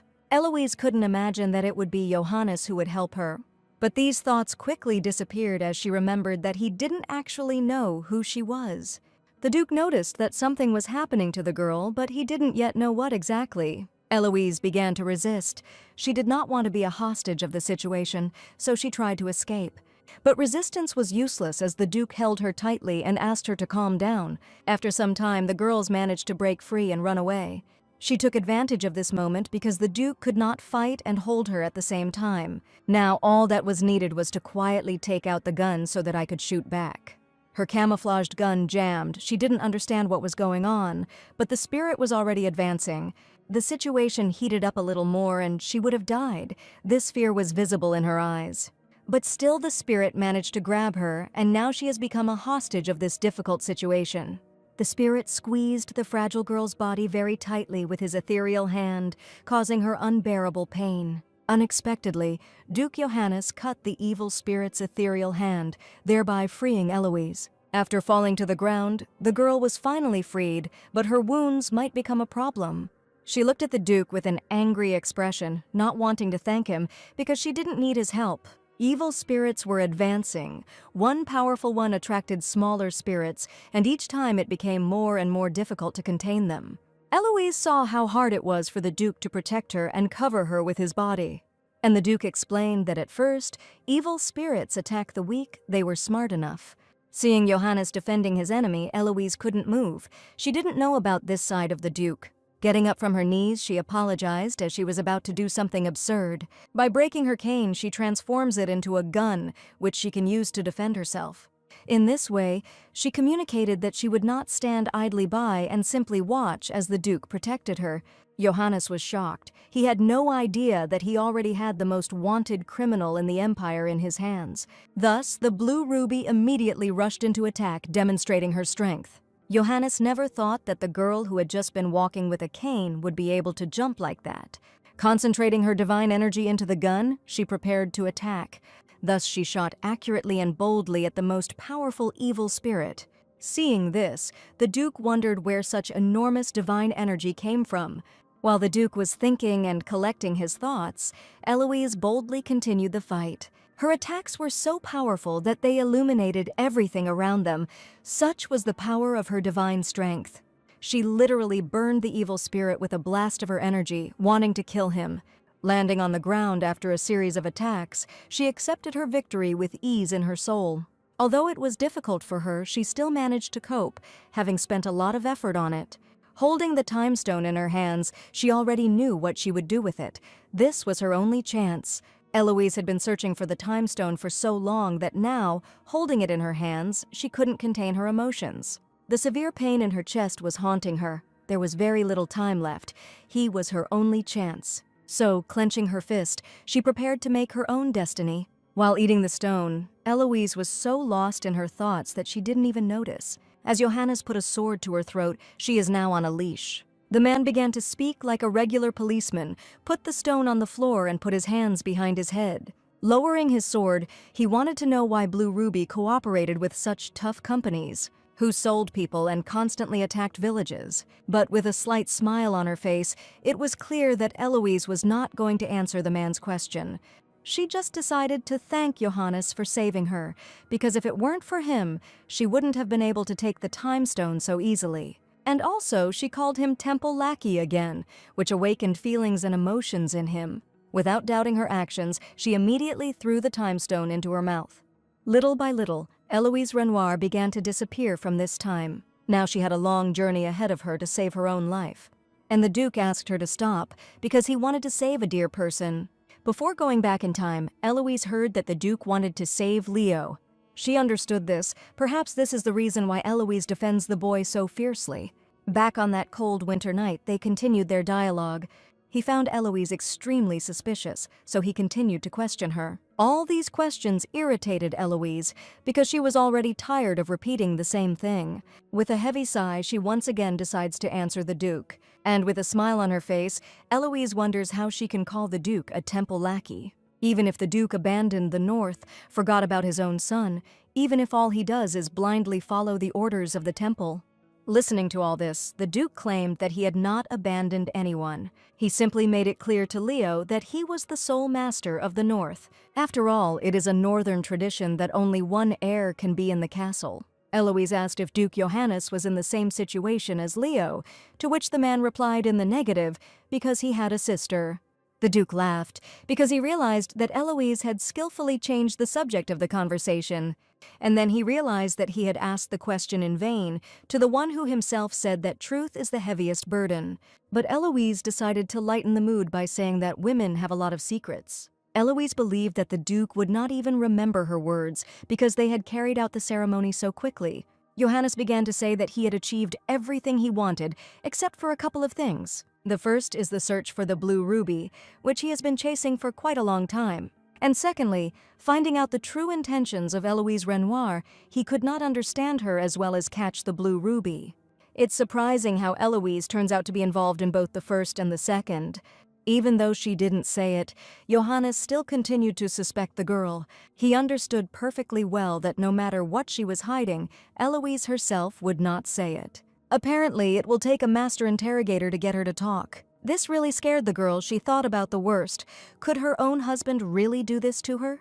Her palms clenched and her heart began to beat wildly. The fear was indescribable. Childhood traumas took their toll, and she began to remember how she was pulled by the hair and beaten as a child. Having awakened these memories, Johannes did not understand what horror he had brought upon the unfortunate girl. For the Duke, this was the only way to find out everything, so he began to adjust his gloves. Clenching his hand into a fist, he wanted to know what Eloise's patron had promised her. Eloise was confused. She didn't know what to do next. It seemed there was no way out. So she started talking about how she wasn't such a significant person and that she didn't have any patron. Whatever the Duke wants to know, she cannot say it because she knows nothing. Johannes was shocked by Eloise's reaction to his words. He saw how the girl was afraid of him. Crying, she screamed loudly that she had saved Leo. This remained an unchangeable fact. The Duke let out a heavy sigh, knowing that his words could touch Eloise so. Reaching out to her and taking her chin, he raised her eyes to him. He looked into those incredibly blue eyes full of tears. Looking straight into her eyes, he asked her in a gentle voice to calm down. Her answers were always so unpredictable. If this is acting, then it is excellent. Johannes never thought that Eloise would take everything so literally. The Duke would have been better off offering a tempting bait, money or status. But Eloise could not even imagine that the Duke would be guided by such methods. Torture is not the only method to obtain information. There are many other ways. Holding a lock of her hair in his hands, he asked her to confess what she really wanted. Eloise listened attentively. She had already calmed down and stopped crying. And the Duke promised that if she revealed the truth, he would definitely help her. After all, he is quite capable, but what exactly this man is hinting at is not entirely clear. Welcome to Eloise's theater of imagination. As you can see, she thought of this too. From such words, the heroine's heart began to beat faster, and her already red cheeks became even redder. The Duke was getting closer and closer, and Eloise still didn't fully understand what this man wanted. But the Duke decided not to beat around the bush for long, but immediately decided to ask if she would be with him. At this time, the sky over the Duchy of Noavik cleared. The sun warmed with its rays, which was not often the case in the north. Together, they waited for the Duke and Duchess of Noavik, hoping that Eloise had survived. Sienna suggested that the young gentleman wait inside, as it was still very cold outside. In the distance, the butler noticed someone approaching them and immediately drew everyone's attention to it. It was the Duke who held Eloise, and together they were still able to reach the castle. The baby immediately smiled, as he was glad to see his savior. As soon as they reached the castle, the Duke immediately turned to Eloise, wanting to wake her from her sleep. Without noticing it, she fell asleep right on the Duke's chest. Waking up from her sleep, she immediately raised her head and addressed Johannes sweetly. The butler immediately noticed how warm their master's gaze was. It definitely meant something. Looking at this lovely couple, everyone was wondering what happened between them last night. The Duke immediately called the butler to him, asking him to call a doctor and prepare a bath. He wanted the madam to be able to rest in complete comfort. Hearing this, Biden was even more touched. So he immediately called Sienna, asking her to help the mistress of the north. The Duke wished Eloise pleasant dreams. Who would have thought that such a cold man could be so caring? And Biden claimed that the Duke had contracted a disease called love. All procedures were completed, and Eloise was already happily in bed. She felt so good that she was ready to melt here and now, which Biden was glad about. Lowering his head, the man addressed the lady in a languid and quiet voice. In a bow, he thanked the lady for what she had done for them the previous night. Eloise was amazed. She did not expect such gratitude because she did it from the will of her heart. While crying, Biden continued to thank Eloise for what she had done. But Biden argued that the girl was literally walking to her death, so her heroic feat was invaluable. He also asked if Mr. Johannes was impressed. After all, it was the first time in his life that the butler had seen a gentleman with such a warm look. They must have had a special time last night, but Biden said too much. Hearing such words, Eloise wondered if she had really had a lovely night. Remembering her, the image of Johannes as he was in her eyes crossed her mind. His beautiful voice is slightly rough, but at the same time gentle. His touches, which seemed so familiar, she kept remembering them. After all, she herself was so embarrassed at that moment that she couldn't think clearly, and for a long time she was embarrassed to answer his proposal honestly, as it is. And the Duke continued to remind her of how, a couple of months ago, she herself proposed to him. But still, the Duke heard a positive answer, which caused a soft smile to appear on his face, looking at her, seeing how she grimaces so charmingly when she's embarrassed. He sincerely admitted that he liked her very much, which made Eloise even more embarrassed. And it was for this reason that Duke Johannes admitted that he would accept her anyway. Eloise did not expect that the Duke would offer her to be on his side. At first, she was even a little stunned, to put it mildly. If Johannes comes to terms with her past, will this long game of hide-and-seek end? He wanted to win her over by talking about his kindness and mercy. But then he reminded her that he would never be able to let go of the blue ruby. And then Eloise was harshly brought back down to earth. She no longer dreamed of a quiet life. Now she clearly realized that this would never happen. Her eternal running would never end. So, looking away, she admitted that she had no such desire.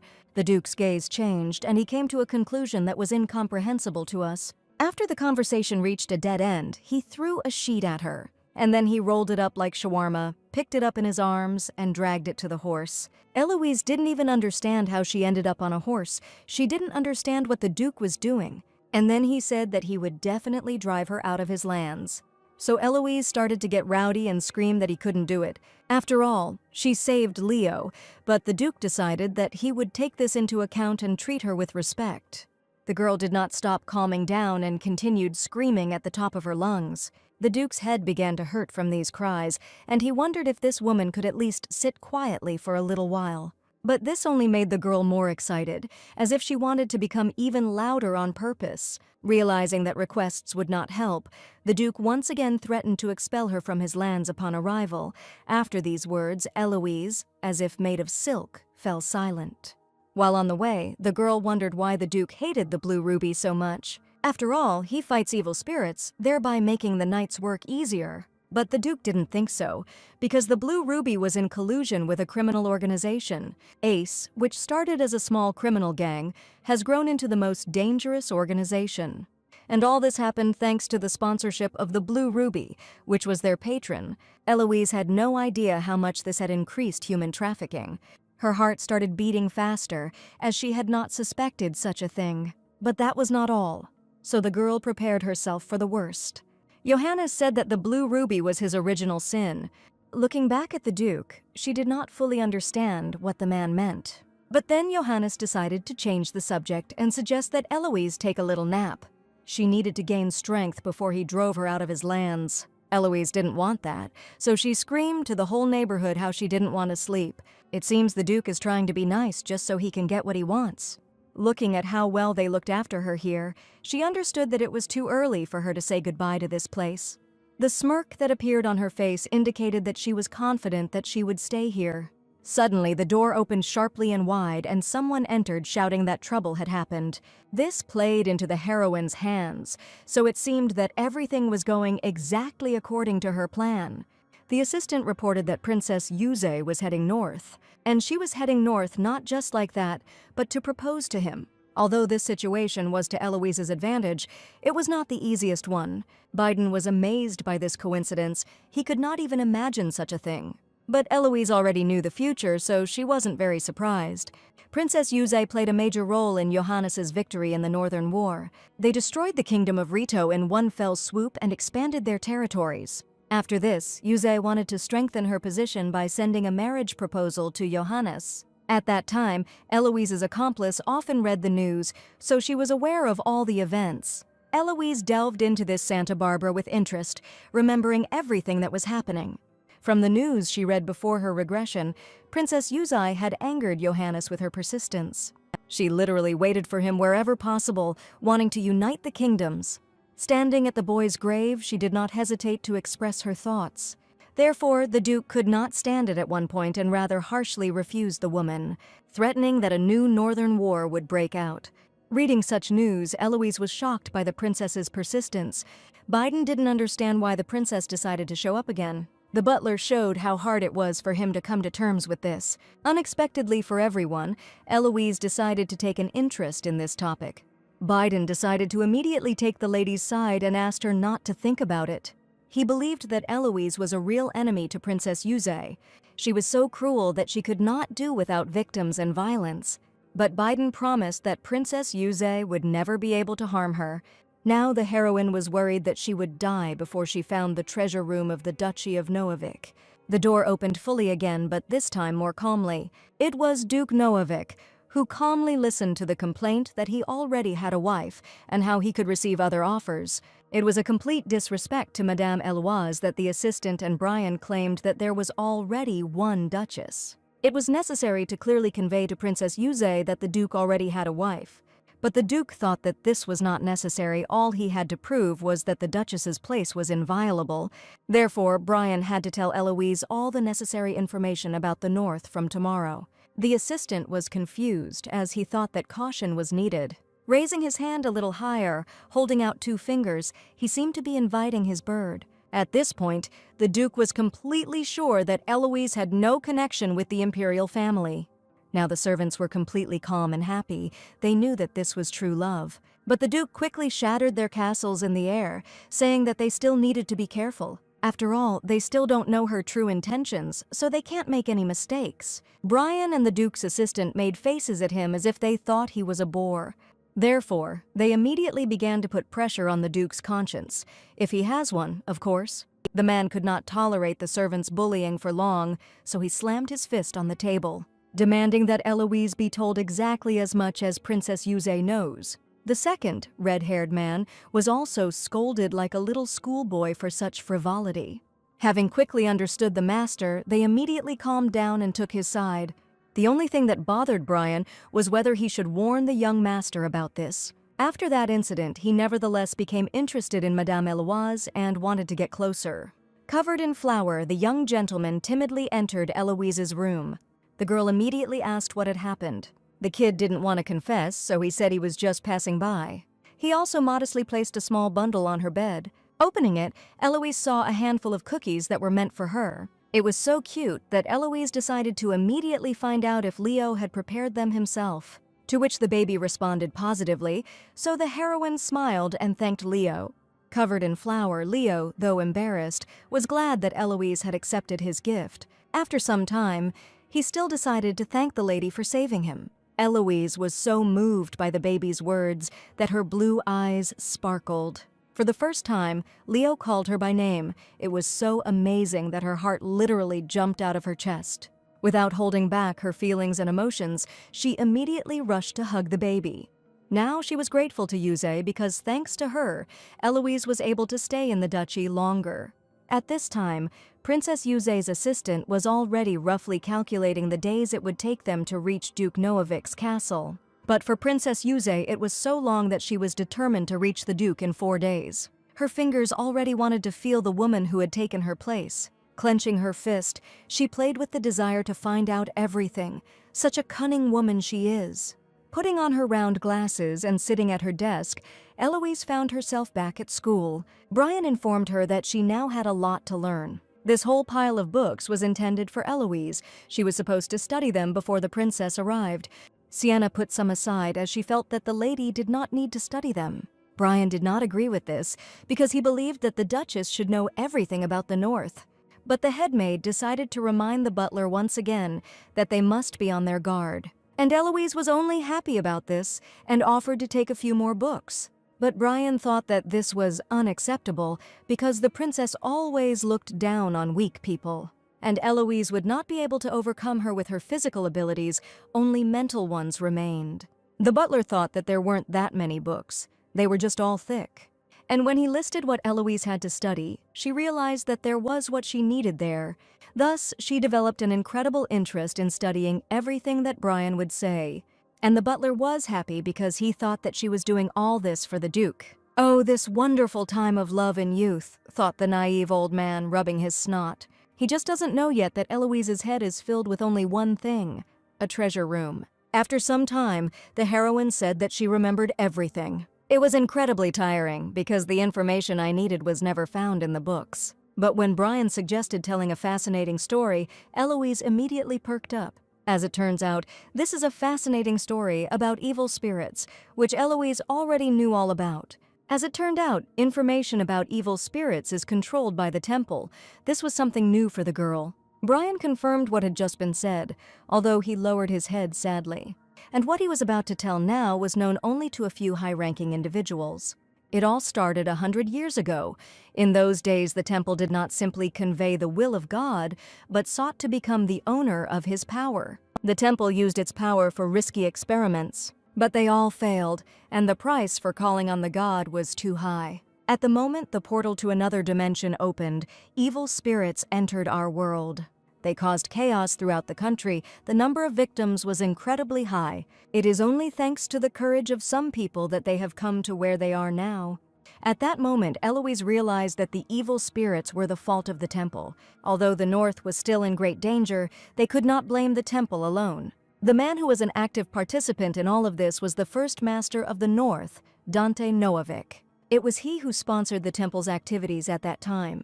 The Noavik family's unique abilities led to his participation in experiments. The Noavik duchy's struggle with evil spirits is both an act of redemption and its irreversible fate. Brian told this to Eloise, since she is now a member of the Noavik family. That is why she will have to share this responsibility with her husband. But she also wanted to know why Mr. Johannes did not take responsibility for what happened. After all, he is always chasing the pigeon Ruby instead of guarding the North. The Duke decided to answer this question personally, and the result was clear, because the most powerful spirits appear in the vicinity of the capital. Since the man was right, Eloise could not argue with him, so the passion died down. Johannes decided to visit the library to find out how Eloise was progressing, but the man decided to tell some things in person, especially since they also needed to discuss family matters. So turning to Eloise, he invited her to go out. Looking at Johannes with innocent eyes, she silently agreed. Walking through the corridors of the castle, the Duke asked what the heroine remembered, but she was unable to answer, since there was too much information. But the diligent student thought otherwise because for him, this would be enough for half a day. Eloise noted that Sir Biden had already boasted of the Duke's talents. He said how incredibly brave and capable the Duke was. He succeeded in everything the first time. Eloise decided not to tell the rest, arousing the Duke's interest. But afterward, she decided to say that in his youth, Johannes smiled much more often. Although the man was embarrassed, he did not show it to Eloise apparently. His male nature does not allow it. So they continued walking along the long corridor of the castle of the Duchy of Noavik. After some time, the Duke stopped, indicating that they were already there. Standing at the huge door, Eloise asked where they had come. The Duke, his palm against the door, was preparing to tell Eloise something important. After all, this room was the most important in the castle of the Duchy of Noavik. Eloise was immediately interested in whether this was the very same treasure room. Smoking a lollipop in her thoughts, she decided to quickly stop dreaming about it. But seeing the man shaking, she still did not stop hoping. After all, she didn't understand why, at that moment, his gaze became so sad. The doors opened slightly and sunlight poured out. Eloise narrowed her eyes slightly because it was too bright. When she opened them, she could not imagine that there was such an ancient room in this mansion. The heroine immediately noted how big the room was and then asked why they had come here. Then the Duke said that all members of the Noavik family were hanging there, and Eloise needed to be here to understand the history of the Noavik family. Suddenly, she noticed a curtain that was clearly hiding something. But the Duke immediately began to release a negative aura. It was clear that such an event was not easy for him, but he still decided to start from there. After all, being a duchess, Eloise should know this better than anyone. Opening the curtain, Eloise noticed a portrait with people she knew. She couldn't even imagine that something like this could be hidden behind it. It was a family portrait of Johannes. Eloise couldn't imagine Johannes so small and cute. It was a shock to her. And Eloise also noticed the girl standing next to him. She heard the Duke begin to sadly tell the woman about it.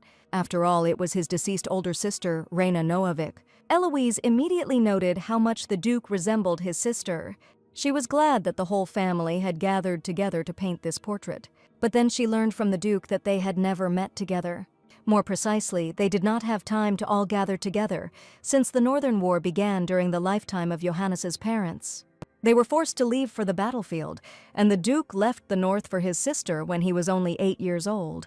That is why the portrait had to be put together piece by piece, because they did not have the opportunity to reunite as one friendly family. Eloise did not understand how Johannes became a duke then, since it was obvious that his sister had taken the place of the head of the family.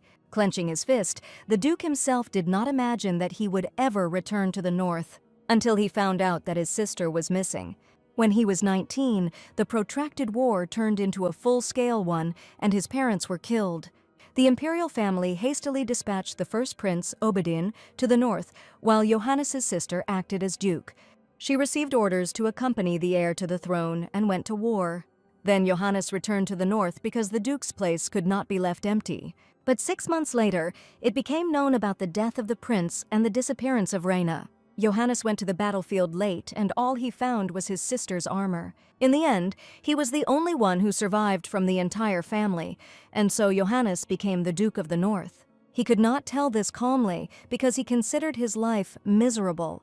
Eloise looked at the Duke with pity, as she had a sense of empathy. She understood that the Duke had been through a lot. Although Eloise thought that Johannes had ended the war, he himself did not think so because Princess Yuzai had done a lot of the work.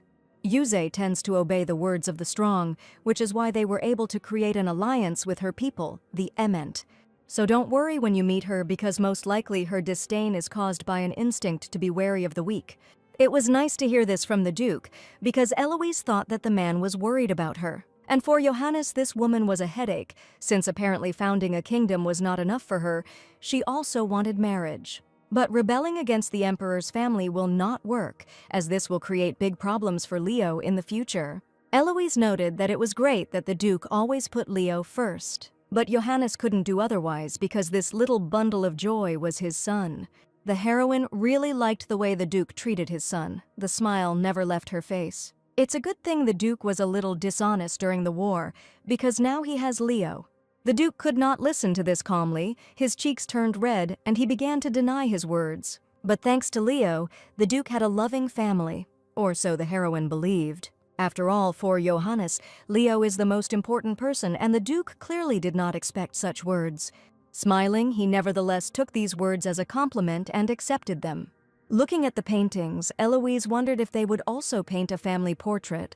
She wanted to have something like that too, so she told the Duke about it, because they are family. These words touched Johannes so much that his gaze changed dramatically. The girl didn't know when she would leave this place, but she wanted to leave her mark. The truth is that until recently she considered her birth to be in vain. She thought that she was of no use to this world. But here, she saved Leo, and if she is depicted in a portrait next to him, then Eloise will leave something worthwhile behind. The Duke was stunned. He didn't even know how to react to these words. After some time, he decided to give the girl an answer, and the answer was positive, which made Eloise very surprised. She was so happy that they would paint a joint portrait that words cannot describe it. But the Duke quickly shattered her airy dreams, saying that this would be her reward as a temporary ally. Eloise decided not to leave things as they were, so she corrected the Duke because they were not allies, but family. Seeing the woman arguing, Johannes, without even noticing it, began to smile. While closing the curtains, Johannes asked Eloise to examine everything carefully, in which case she would not give in to Princess Yuzai. Eloise had already been so frightened that she could not even imagine who would come to visit them. Princess Yuzai might start to pester the Duchess secretly, so Johannes asked Eloise to be careful. Now the heroine began to understand that helping Johannes was more harmful than beneficial, because after Princess Eloise, she will be the next one to be kicked out of this castle. The Duke asked Eloise to relax because the princess was not one to give up easily. She will believe them only if they really pretend to be a loving couple. Although this woman is stubborn, there is definitely a soft side to her, which was hard to believe at the moment. But if Eloise still can't pretend, then the Duke will simply throw her out. Eloise didn't know how to portray a loving couple because she only had unrequited love. At that moment, a slight grin appeared on the Duke's face. He told the heroine that she didn't need to try too hard, she just needed to follow him. Taking her hand gently, he asked her to play along. He showed incredible acting ability when he kissed the Duchess's hand. Speaking with your eyes, you see. It's very easy. Just look at me and you'll understand everything. Eloise's face turned red. She couldn't contain her emotions. This was not a common thing for her. A truly wonderful couple who simply must be together. Suddenly, Eloise heard a dog barking, so she immediately paid attention to it. It was Johann, who was running across the entire corridor towards her. Looking at the dog, she wondered how he got here. Johannes heard Eloise call the dog and wondered to himself if there really was no other name. Looking at the time, she realized that it was already time for lunch with Leo, so she decided to head to the baby. Turning to the Duke, she decided to offer him lunch together because Leo would be happy. After all, the baby missed his father very much, so it was worth doing this at least once. The Duke didn't like this idea very much, so he decided to scold Eloise. But then she decided to scold the dog, whose name was Johann, and the Duke immediately fell silent, feeling that they were addressing him. It seems that now it was Eloise who scolded the Duke, and not he her, because she had to behave well. Looking at the Duke, she giggled maliciously. Did she really name the dog that on purpose? This picture was new to the Duke. No one had ever treated him like this before. Without thinking twice, the Duke exhaled and decided to relax. It had been so long since he had heard his abbreviated name. And yet he decided to listen to his wife and have lunch together. Eloise's therapy worked. All this brought back warm memories for the Duke, who had not experienced such feelings and emotions for so long. The portrait was never completely covered, only one face remained open. Johanna's sister, Rena, was a truly remarkable person, who was not only physically strong, but also very kind to her brother. Despite all the fears, the dinner took place in a calm atmosphere. The noisy lady reached the peak of her talkativeness by declaring that this was her first family dinner. Leo, who had not seen his father for several years, still treated him with fear. Unexpectedly, Leo decided to turn to Madame Eloise and tell her not to be afraid of Princess Yuze because Leo will scold her if anything happens. The baby was so cute that Eloise couldn't hold back her tears of happiness. So, getting up from her seat, she immediately rushed to the boy and hugged him. And Johannes, who had been calmly watching the entire dinner, drew his own conclusions. He didn't understand women. For him, they were unpredictable. They are either extremely competent or the opposite. There is no third option. Suddenly, Eloise jumped up from the table again, addressing the Duke. How is it she just plays along, the one and only couple? Now she was sure that they would succeed, because her older brother had unrivaled acting talent. He was a skilled seducer of women's hearts, but the Duke did not believe that acting talent was necessary for this. But Eloise assured that everything would go well and she would cope with the task. It was already evening, and Sienna wished the lady a good rest, since Princess Yuze would arrive tomorrow. But suddenly Eloise stopped the headmaid. The girl wanted to send a letter to her brothers, so she asked to deliver it as soon as possible. It wasn't an urgent matter. Eloise was just scared because of the princess's arrival. And if there was a music box here, which she always listened to as a child, she would be much calmer. Sienna understood the situation and communicated to send the letter as soon as possible. This is only for ordinary people. There was a music box. In fact, Eloise was already planning something. It was Vincent's time. By now his skills should have improved, so Eloise was looking forward to it. The man brought a glass of water to the boy and told him to drink its contents. Vincent asked how much he had drunk, to which the guy simply replied that it just happened that way. He began to tell how nice people kept pouring him alcohol, and Vincent noted that there were apparently too many of them. The guy happily confirmed that they were all wonderful, and indeed, there were quite a few of them. Suddenly, he remembered the letter from Eloise that had come to Vincent, and began to look for it in his pocket. Taking out the letter, he threw it towards Vincent, saying that he forgot to give it to him. When Vincent quickly began to open the envelope, the guy, noticing this, smirked that it was only worth mentioning her name that he went off the rails. He then clarified that the girl had a request for him, which surprised Vincent quite a bit. After reading the greeting, Vincent learned that Eloise was doing well. She also said that they should refrain from visiting, since their provocative behavior sometimes confuses her.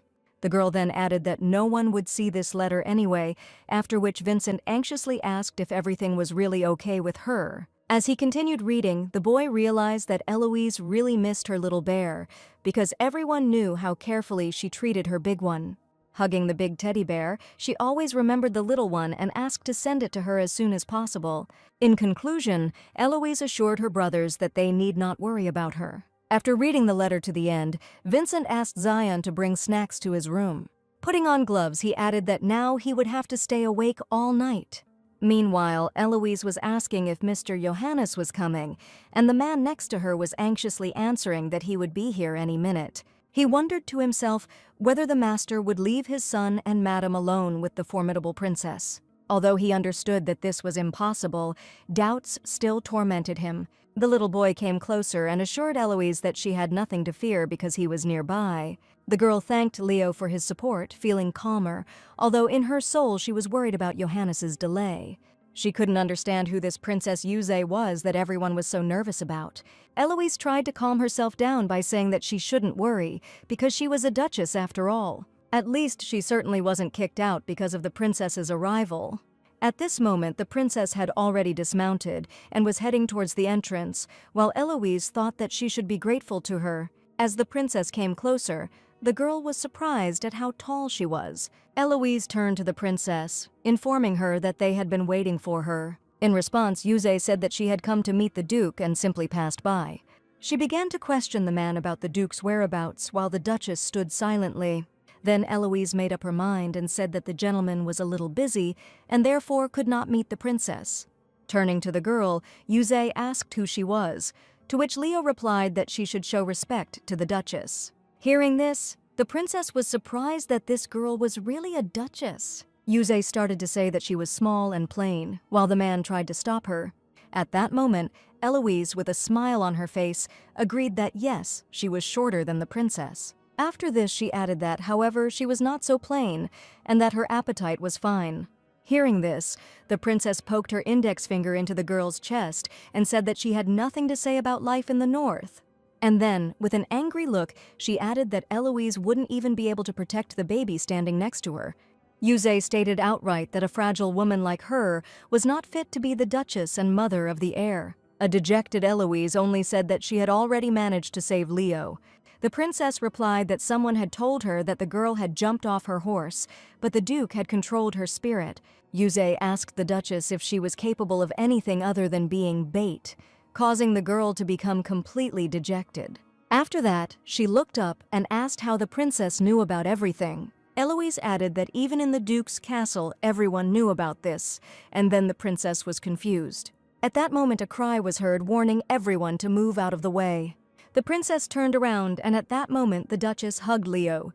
When the gates opened, everyone saw Mr. Johannes. At that moment, the disheveled boy began to scream for the princess to save him. When Eloise saw him, she immediately realized that he was the stable keeper and became alarmed. The duke haughtily declared that he did not want to meet the guest empty-handed. And then, with a languid and serious look, he asked if they were happy. The princess immediately began to talk about the fact that they had not seen each other for a long time, and noted that the duke had burst in rudely, which was quite consistent with his character. The man asked how she knew that the girl had saved Leo, hinting at her informants. He then turned angrily to Yuze, claiming that they had planted a spy in the castle.